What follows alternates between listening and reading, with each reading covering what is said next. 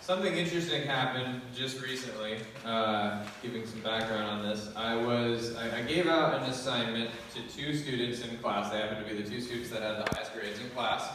And I said, by this date, whoever has the highest grades in class, I'm going to give them the opportunity to teach everybody else about this specific subject that I need to go over with in class anyway. And it was about Roman emperors. And I picked the two students, everything was good, gave them the responsibility of making a slide presentation. They got to it, they were really stoked to do this. They sat down, they're going through things, and eventually, all I heard was, "Oh my goodness, I don't, what do we do? We need to talk to Mr. Barrett." Like, that's what I was hearing from the corner, and I went, what happened? So they both come up to me, and these two kids have the worst look of, like, something is really school inappropriate on their faces. These are good kids. Because everybody else would have just been like, ah, but these kids are very good kids, and so they were actually really disturbed by something. And so they came up to me and I said, "What's going on? What's happening, guys?" And they went, "Mr. Barrett, so we started the project, and everything was going well, and then are you sure you want us to talk about Emperor Nero?" And I said to them, "What did you uncover?" "Well, he seems like he really didn't like Christians." And I said, "Yeah, that's probably the understatement of the year right there. That's like saying that Hitler did not like Jews. I mean, it's the same exact thing." And they said, "Yeah, I don't know if we can talk about it." It really made them uncomfortable. It made them seriously uncomfortable to have to talk about Emperor Nero. And so I said, you don't tone down anything about what he did, but, say kind of face value, he didn't like Christians, he would persecute Christians. And they said, "Well, I mean, can we say that in this class? I'm sure there's some Christians in this class." Turns out one of these kids was one of them and thought this was a terrible thing to have happen. But they started uncovering some things that I think we need to give some context to before we start going on. And me personally, I actually, for the longest time in my life, till pretty recently, viewed the Bible at face value. Let me tell you what I mean. I viewed the Bible as, everything kind of being either a guideline, a love story, another story in general, or, there's Song of Solomon, which you shouldn't read until you're 21. And then, if you haven't read it, read it. It's, woo! Then, Revelation was like, if you read the Chronicles of Narnia, it's like, woo! And angels and demons and craziness. And so I viewed those in those categories. Turns out, I was not viewing things in the context that they need to be viewed in. I keep a book in my top desk drawer at school, very top desk drawer, top left. And every once in a while, when I'm having a really bad day, I'll pull open the drawer and I'll open it up and stuff. And inside that book, I have stapled, glued, and taped in letters. Letters from people that are encouraging to me. And I started doing this when I graduated with my master's degree. My wife actually made it for me. We weren't married yet, but Carrie Ann made this little book and said every time that a student gives you something that means a lot to you, you're going to need this encouragement, trust me. Go ahead and, paste it into the book. And so over the years, whenever I get something, I pasted it into the book. This year, I filled up my book. I completely filled it up. The thing is, that wide. It used to be that wide. It's now a stack. And so I get it out and I start reading these letters.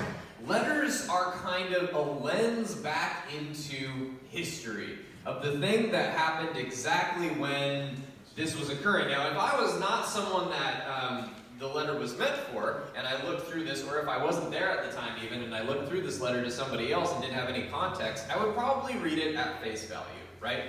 But as I see the yellowing pages, and I see the scribbles of handwriting of students and that kind of thing, instantly my mind jumps back to exactly who that kid was that wrote me that letter. I will instantly recognize the printing, or I'll recognize the paper they were writing on. If a student had a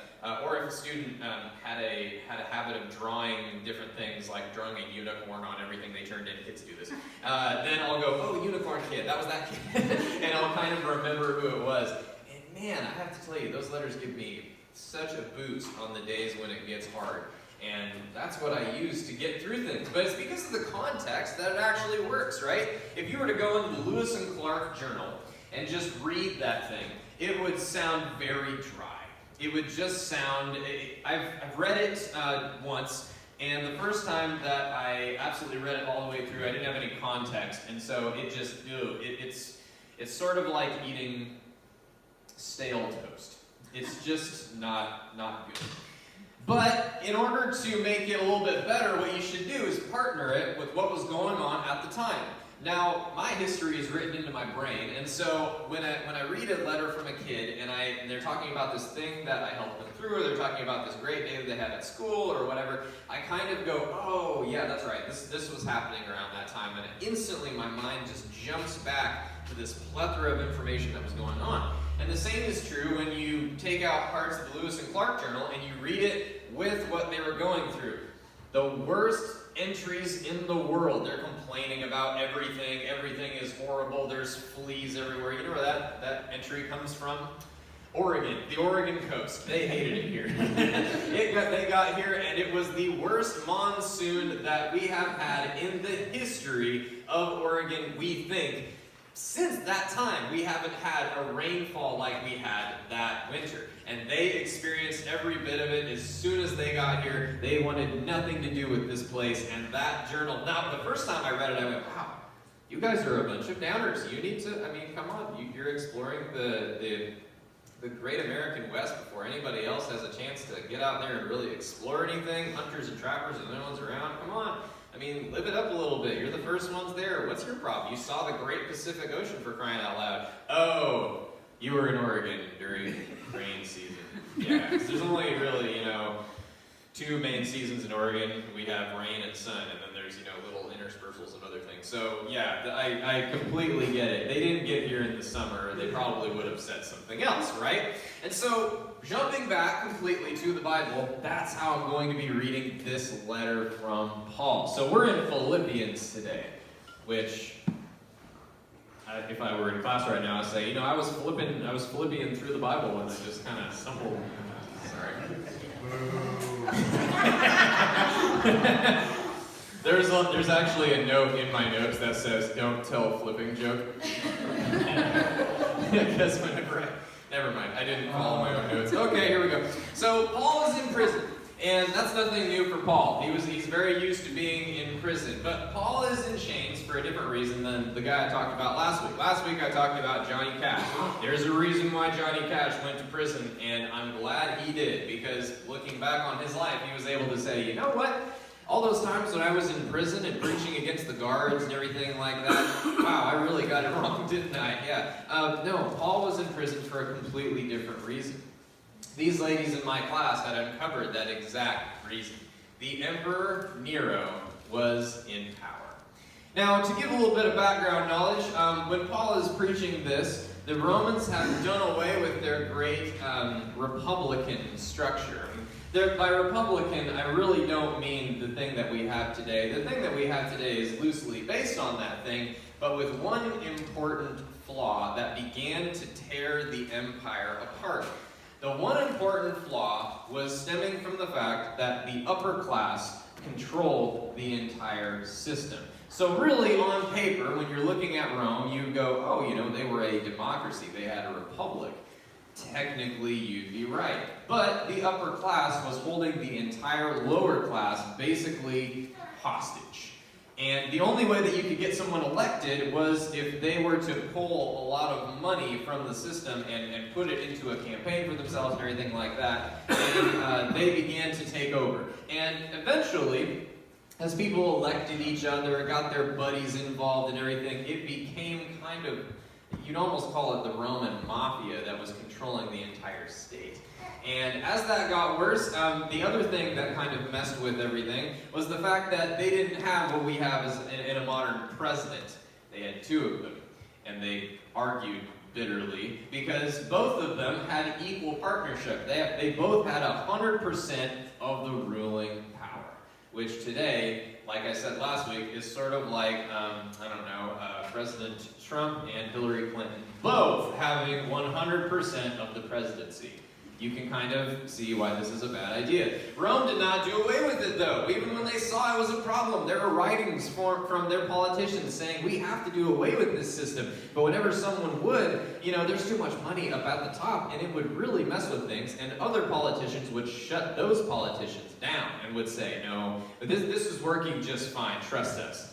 And then, to kind of prove that it was working just fine, both of the presidents of Rome, which they weren't called presidents, they were called consuls, but both of the consuls of Rome had to be of military value. They would have had to have been to a military school or been in campaigns. They would have needed to command men. And this really helped Rome because, surprisingly, when you needed these guys to return to active duty, they would force them to go back and actually lead armies so that they weren't in Rome making decisions. Isn't that horrible? So really, the best times in Rome are the times when riots break out and uprisings break out, because these guys all of a sudden leave and you don't have to deal with the fact that you have two presidents anymore. Isn't that terrible? So Julius Caesar comes along, and I'm teaching my class right now. We already went through this. This is basically this is the last 2 weeks. So yeah. Anyway, so we got Julius Caesar comes along and he decides, we need to end this system. How about if you give me all of the control? When his cabinet, we would call it today, said, I don't think that's a good idea, he systematically either banished them or had those guys killed. We brush over that in history. Julius Caesar then assumed control, declared himself dictator for life, and said, we're still a democracy, trust me. We're still a democracy. I'm just the dictator of this democracy. That's how much it made sense. And so Caesar becomes the ruler. That proceeds until finally Caesar is killed by a bunch of guys that disagreed with this, including his best friend, Brutus. And now we bring ourselves through the first part of imperial Rome, where Rome was led by a succession of just guys that sort of make you realize that the term absolute power corrupting absolutely is exactly true. Because as these kids were researching this, they kept coming up with strange atrocities nowadays that we would consider atrocities that these emperors had done. And the craziest one today is Emperor Nero. Emperor Nero led from about 64 AD, around 60 AD is when he started his reign. He started his reign when he was 17 years old. And when he was 17 years old, his mom actually didn't think he was a very good decision maker. Go figure, moms always know. And she decided to dictate all of his responsibilities for him. Well, 5 years went by. Nero kind of I'm guessing, decided, hey, I don't have to listen to this lady because, I'm the emperor and things. And he has her killed. Yes, he had his own mother killed. That was Emperor Nero. Emperor Nero then decided, my palace is too small. So he famously decides to set fire to the city of Rome. Why does he do this? Well, he set fire to the city of Rome, not to collect the insurance money, but to then cover it up, blame it on the Christians, and build himself a brand new palace in the place of all of the destruction and burning. Yes, that's what he did. He blamed the Christians, not because he originally hated them, but because he was in on it with several other guys, his pyrotechnics, if you will, that set fire to the city themselves. And they said, we should blame this on the Christians. We should blame this on the Christians because they're starting an uprising, It's really getting out of hand. First it was a few people not following the old gods. Now it's a lot of people not following the old gods. They're subversive. In fact, the word translated that means subversive is used several times when these people are writing letters to Nero telling him to persecute the Christians. Nero, being crazy, seriously, crazy, decides, the Christians are going to be the one group that I have a vendetta against, because it really mattered to him that people respected and looked up to him, and the Christians did neither of those things. In fact, famously, he writes that he is frustrated that when the Christians are persecuted, when he begins to do all of these horrible things to them, they don't do anything. The Christians stand there and take it. In fact, the Christians not only stand there and take it, but are singing songs and praises to their God while they die. And this infuriates Nero. and it lights a, sorry, pardon the pun, it lights a fire under him in order to continue what he's doing to the Christians. So that is who Paul is imprisoned under, technically. Now, as we talk about this letter, also, I will get into the letter, I promise. I just have to give you this much background because, seriously, this is how to understand the letter. He is currently imprisoned underground. Now, you could be three types of a Roman prisoner. If you're rich, you have house arrest. You have a place in Rome, you have a house, you have guards patrolling the house. Really, though, you have servants and everything's pretty good. You just can't leave the house, kind of like Martha Stewart. Sorry. The second tier is, the third tier, jumping way to the third tier, is the poor person. If you are a poor person and you break the law, they kill you. There we go, moving on. The second type of person, the one in the middle, is Paul. He's a Roman citizen. You can't just kill him, you need to have a trial. At this point, he was not really labeled as rich, and also he's a Christian, so while we can't kill him, we should make his life as miserable as possible. So they did. They imprisoned him, actually, and we know this because the Romans kept really good records. They imprisoned him in a prison built by a guy named Ammius Marcius in 640 BC. The prison by this time would have been, over 600 years old, was still standing, but was, it's a building that was 600 years old. It was broken down. It was probably very decrepit. The living conditions were terrible, and it was underground, under the city of Rome. And that is where Paul is writing from. Doesn't that give you a little more perspective? It helped me a lot. So if we go to I'm going to start at verse 12. So Philippians 1, verse 12. Now think about the things, while reading this, think about the things Paul is probably going through as he's saying this, now that I've given you the background. Now I want you to know, brothers and sisters, that what has happened to me has actually served to advance the gospel. As a result, it has become clear throughout the whole palace guard and to everyone that I am in chains for Christ. And because of my chains, most of the brothers and sisters have become confident in the Lord and dare all the more to proclaim the gospel without fear. It is true that some preach Christ out of envy and rivalry, but others out of goodwill. The latter do so out of love, knowing that I am here for the defense of the gospel. Stopping just for a second. Paul is basically saying that, first of all, I'm fine. I'm just fine. They can't do anything to me. In fact, they not only can't do anything to me, they know it. And the guards have begun to kind of come around. I would imagine by him saying this that every time a guard passed by and kind of wanted to talk to him, because this was probably the dead-end job of guards, right? What are you going to do? You're in the worst prison in Rome. They probably had conversations with him, and if you're Paul, you probably told them about your faith. Not only that, but they thought by imprisoning Paul, according to Paul, they thought by imprisoning Paul, they had lopped off the head of the snake. Finally, we've gotten rid of this guy who has pretty much been the ringleader since Jesus. And he's a guy that's turned against his own faith, for crying out loud. He's subversive, and we don't trust him because he's worse than the Jews. He's one of these guys that is plotting the end of Rome, we're pretty sure. Lopped off the head of the snake. But it didn't do that. Paul is saying that people that had, people that had been following him have actually become more proud and confident of their faith since Paul went into prison. It's kind of funny, our faith, that way. When martyrs are created, it just continues to grow because you cannot stop God. You cannot stop the power of the Holy Spirit. It's kind of like when one goes away, three will appear. And that's just, isn't that just wild? That's crazy to me. Anyway. So, starting in verse 18. But what does it matter? The important thing that is in every way, whether from false motives or true, and this I underlined in my Bible and started, Christ is preached, and because of this, I rejoice. Christ is preached, and because of this, I rejoice.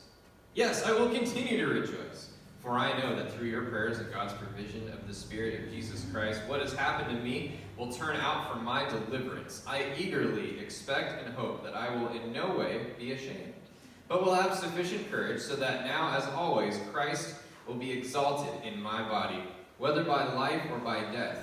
For to me to live is Christ, and to die is gain. If I am to go on living in the body, This will mean fruitful labor for me. Yet what shall I choose? I do not know. I am torn between the two. I desire to depart and be with Christ, which is better by far. But it is more necessary for you and I that I remain in the body. Convinced of this, I know that I will remain, and I will continue with all of you for your progress and joy in the faith, so that through my being with you again, your boasting in Christ will abound on account of me. So while this letter is sort of defiant, you kind of sense the defiant nature in him, he is still saying that this is terrible. I want to be with God. This is awful being here. But you know what? It is right now more important for me to remain in my own living body so that I can witness to you. And I plan on getting out very soon. That's what I read in that. Now, as you're kind of thinking through this and mulling over his words, there are several problems with Christians in Rome. First of all, them being subversive. The Romans viewed us as entirely subversive because not only were we not paying toward other gods, while Christians have a history of tithing and of giving to the church and helping expand the church, and Jesus talks about this, other faiths had the same thing going on, and other gods in Rome had the same thing going on. Those gods, their leaders, would then, if they wanted certain days accounted for, they wanted certain holidays started or that kind of thing, they would then go to politicians, kick them a little bit of money, and say, hey, why don't you make this whole weekend a holiday for our God? Wouldn't that be in your best interest? Would you like some more money? And basically this had been going on for a little while, and so now, with so many people converting to the faith, converting to Christianity, and not following these gods anymore, that money was beginning to dry up. That was a problem, not only for the people that were leading these cults, but for their counterparts up in government, up in high government. They were probably going to them and going, hey, you guys haven't paid us in a little while. What gives? Well, we can't. The Christians are leaving our churches in droves, and they won't pay us anymore. The other thing is that specifically in the Bible, it talks about swearing allegiance, or promising your allegiance to a God that made the heavens and the earth, and that God is the only God and will always be. This is a problem for Rome. As the imperial age dawned, Nero, for example, writes about people needing to swear an oath to him, his words.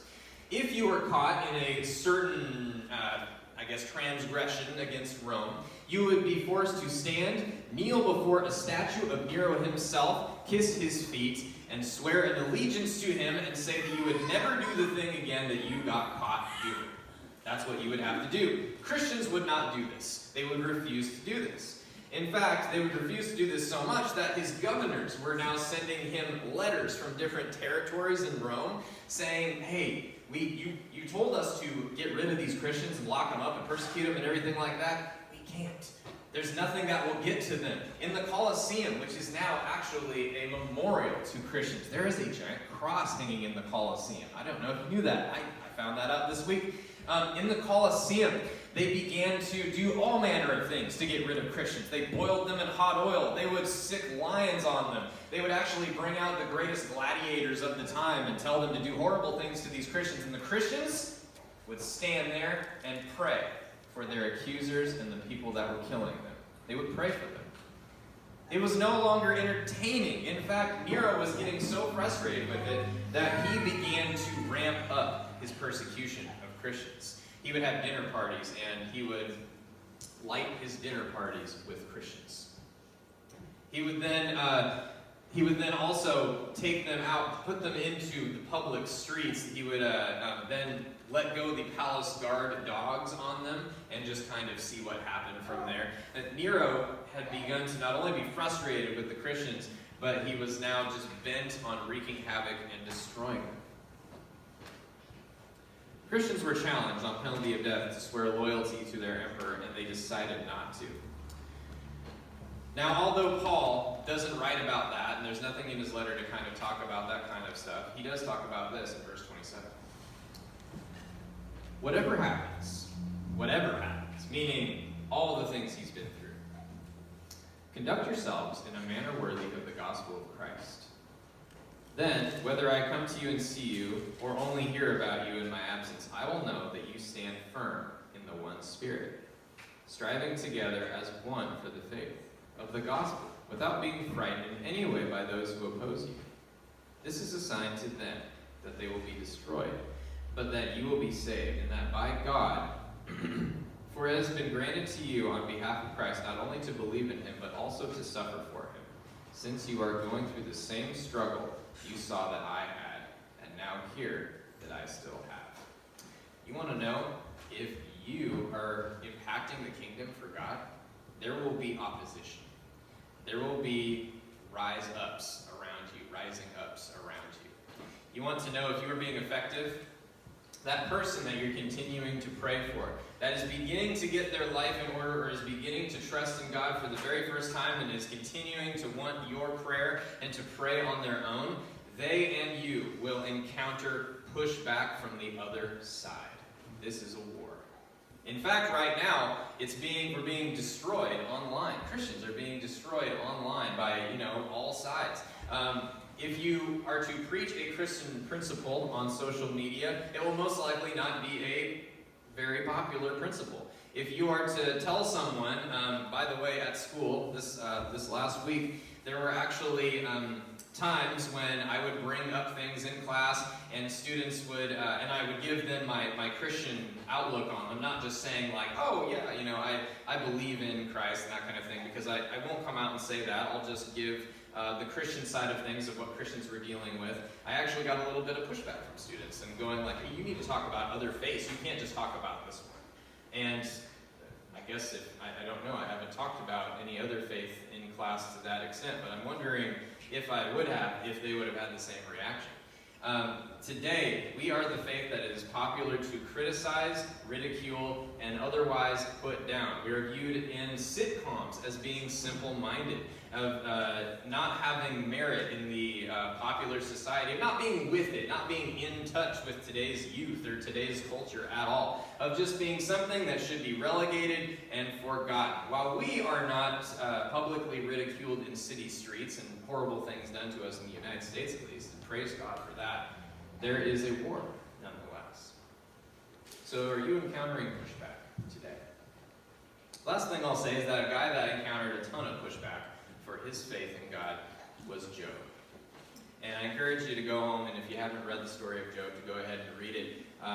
In fact, also the one time that he questions God, God's response, I think I've talked about it here before. But Job says something that really meant a lot to me this week as I was covering this, and I was thinking about, if I am doing the work of God, the things that will come up to fight against me and make it difficult for me. You know what? Job covers it just right. Job basically says, did you know that we win? Did you know that although things are happening to us, we should consider it all joy, just like Paul said, because we win. We win in the end. The battle's already over. History has been written already, and God has seen the entire timeline. In Job 19:25, Job says, I know this. And this is after, by the way, Job is writing after his friends criticized him over and over again for continuing to believe in this God that would do these horrible things to you and allow the devil to taunt you like this and destroy your family and things. And how could you possibly?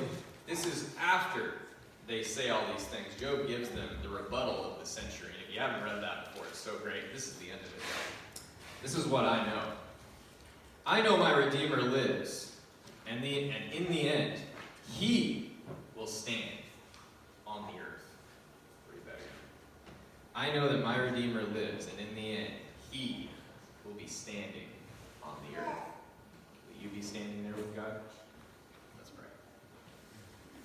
Jesus, I thank you for Paul and for context. The fact that he endured such harsh punishment at the hands of Emperor Nero and his cronies, his constituents, but that he rightfully stood his ground, and that he said that he considered it all joy that everything was happening to him, that all of these things were happening because his brothers and sisters in Christ were becoming more bold. And I thank you for their boldness, because without their boldness, we wouldn't be here